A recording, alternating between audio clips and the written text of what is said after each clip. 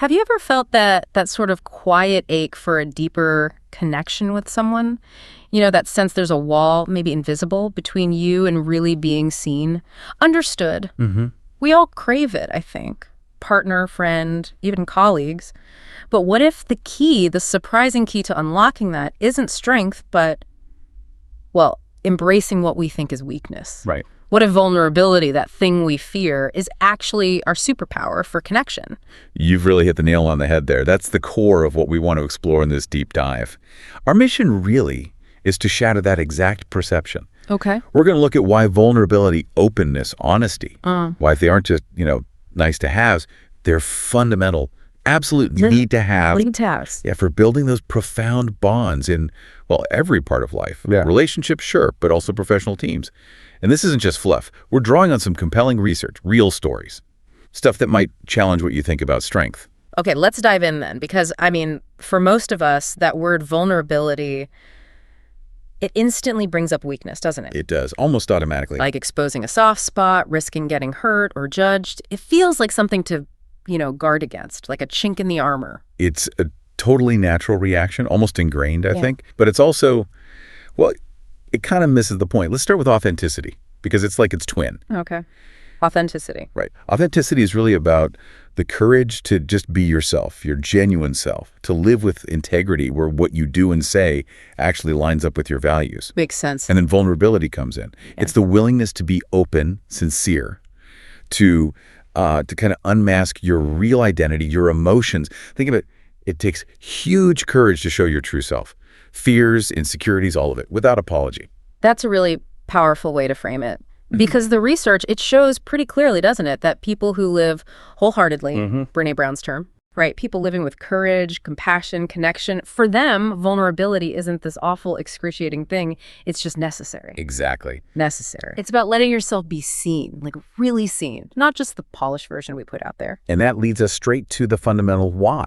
Yeah. Why does this even matter?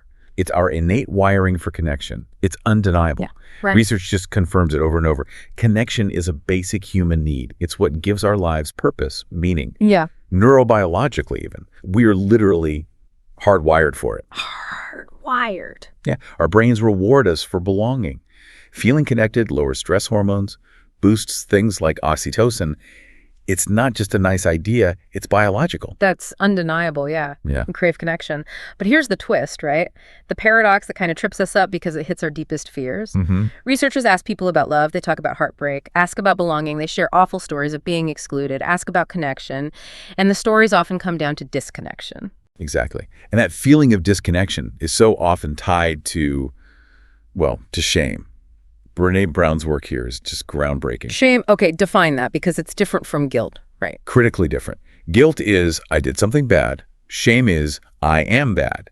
It's that really intense, painful fear of disconnection. That deep worry that if people see something about you, a flaw, a mistake, an insecurity, you just won't be worthy of connection anymore. And it's universal. Everyone feels it, unless they lack the capacity for empathy. Wow, universal. And here's the kicker. The less you talk about shame, the more power it has. That horrible little voice saying, I'm not good enough, not smart enough, pretty enough, successful enough, whatever.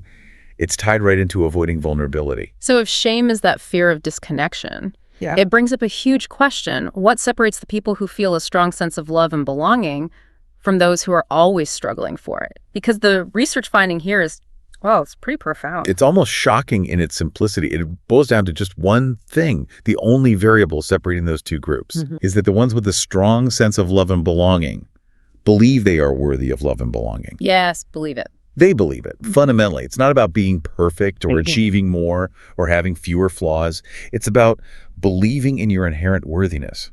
When you truly believe, I am enough, everything changes. Okay, that is a game changer. So if choosing vulnerability means leaning into that belief, that worthiness, what's the payoff? What are the real tangible benefits we actually see? Well, the rewards are huge across the board. First, maybe the most obvious, stronger, deeper relationships, romantic, professional, friendships, you name it. How so? Well, openness and vulnerability, they're just essential for building real intimacy and trust.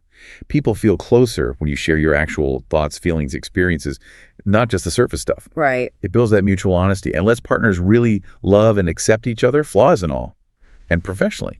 Sharing struggles, like admitting, this project is kicking my butt, or even acknowledging a personal challenge.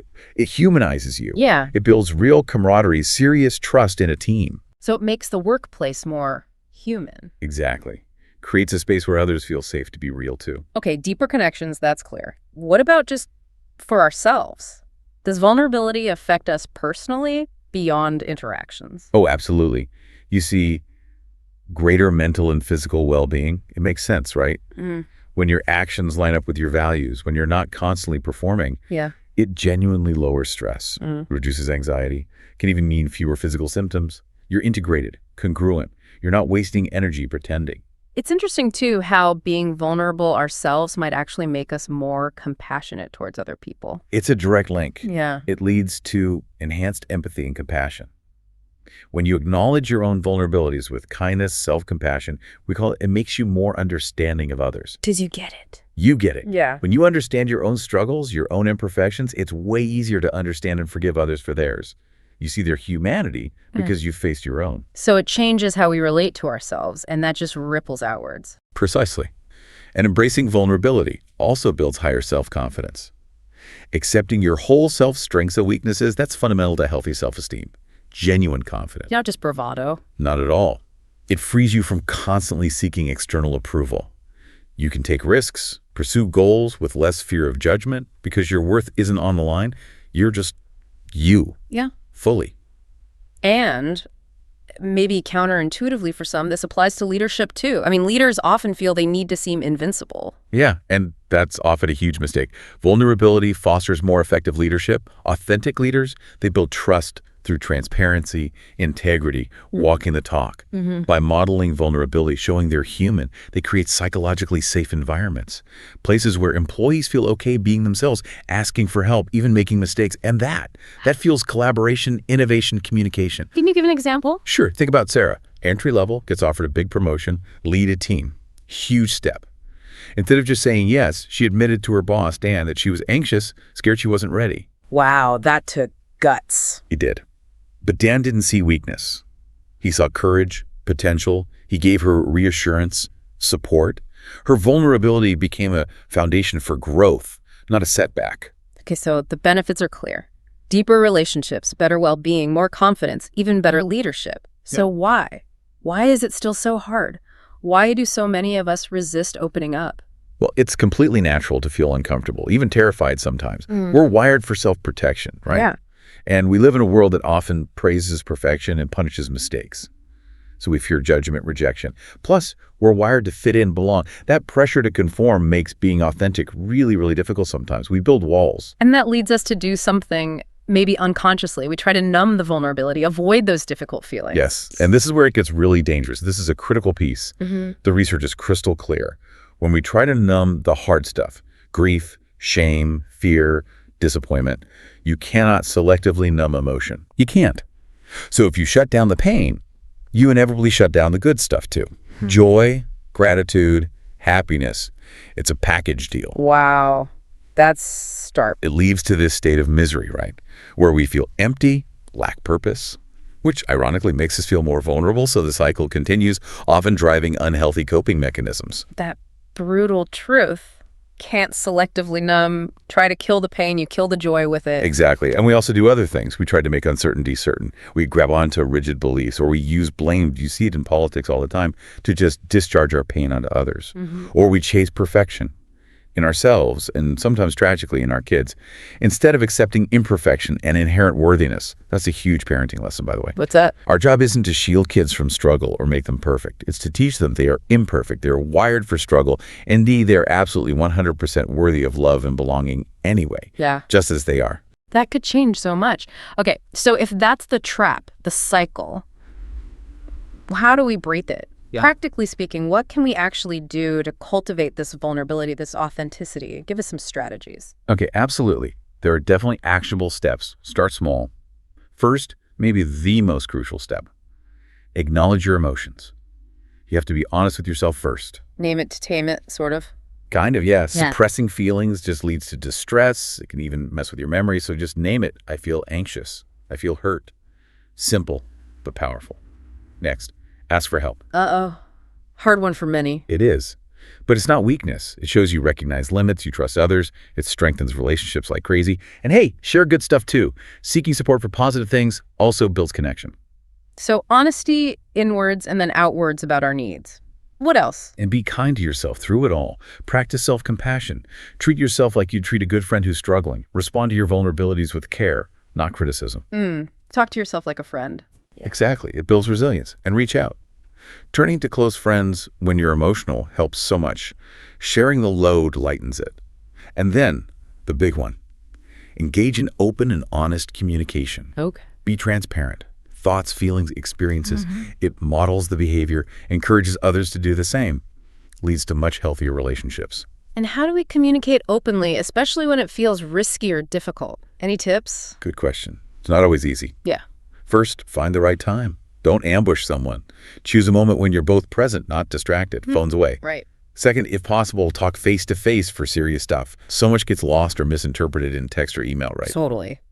Third, use I or we statements. This is huge. Avoid you statements that sound like attacks. Say, I feel like we haven't connected much lately, instead of you've been distant. See the difference? Yeah, much less accusatory. Way less. Yeah. Fourth, check your body language, eye contact, face them, show you're actually listening. Don't be scrolling while they pour their heart out. And fifth, a little secret weapon for arguments. The 48-hour rule. Ooh, tell me more. If something upsets you, sit with it for 48 hours.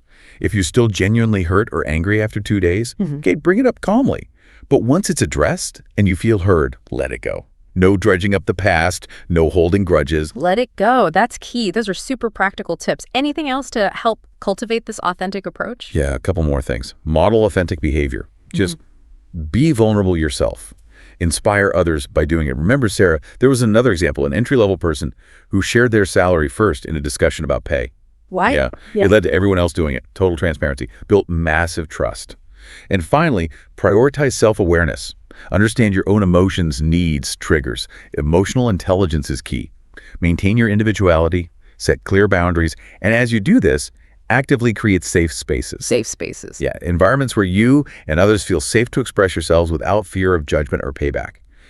That safety is critical for vulnerability to actually show up. Okay, let's talk conflict. It's unavoidable, right? Personal, professional, often dreaded.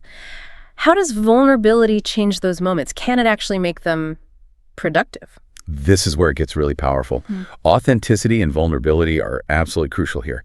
They can turn a potential breakdown into a breakthrough.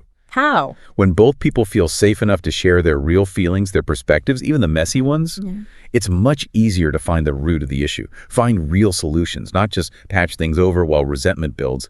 It fosters genuine understanding. So if vulnerability is there, conflict stops being something to just survive and becomes an opportunity to actually strengthen the bond. Absolutely. It really can. Vulnerability helps in a few ways here. First, honesty is paramount. Obviously, they go hand in hand. Second, mutual trust and safety get reinforced when you let your partner be vulnerable without judging them, even if you disagree. It proves the safety is real. Third, active listening. Really hear them out. Even if you think they're wrong, it shows massive respect. It helps you understand their vulnerability in the situation. And fourth, crucially, avoid provocation. Keep comments kind. Resist the urge for sarcastic remarks, jabs, eye rolls, anything that triggers defensiveness. That just shuts down resolution. This isn't about winning, it's about connecting. And I guess underneath it all, it comes down to remembering the connection itself. In the end, yes. Be loving. Approach it with love. Remind each other why you're in this relationship. That mutual love, that shared foundation, that's what allows vulnerability to thrive even in disagreement. It makes navigating it easier. Remembering the relationship matters more than being right. So just to wrap that thought, vulnerability, yeah, it often feels like a struggle and uncomfortable exposure, but it's actually the birthplace of the good stuff. Joy, creativity, belonging, love. It's not weakness at all. It's about having the massive courage to be imperfect, to be truly wonderfully flawed you. Wow. What an incredible deep dive this has been. It's clear the path to authenticity in relationships, it's an ongoing journey, isn't it? Self-discovery, deeper connections. But the opportunities for growth, for a truly fulfilling, healthy bond, they seem immense. They really are. And maybe that leaves us with a final thought, something provocative to chew on. I often think about this. To feel this vulnerable means I'm alive. So the challenge to you listening is, what part of your life right now needs you to be more truly seen? And how might that courage, that willingness to show up imperfectly, how might that transform your connections, personally, professionally? Because ultimately, when we operate from that place of believing, truly believing I am enough, we're not just kinder to ourselves. That kindness, that gentleness just ripples out to everyone around us, fostering the deepest, most meaningful relationships we can imagine. Thank you so much for joining us on this deep dive.